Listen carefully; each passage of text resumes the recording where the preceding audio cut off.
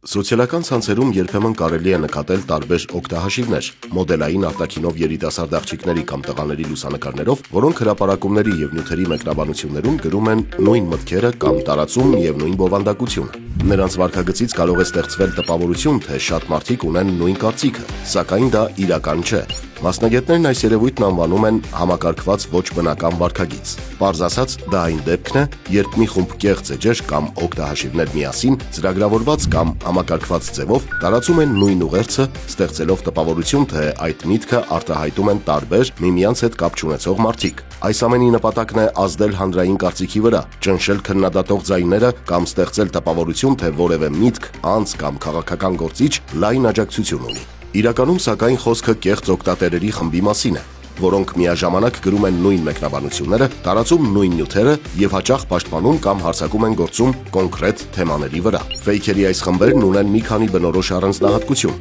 Դրանք որպես կանոն նոր ստեղծված, քիչ հետևորդ ունեցող, բայց շատ ակտիվ օգտահաշիվներ են, որոնք տարբեր էջերում թողնում են նույնաբնույթ մեկնաբանություններ։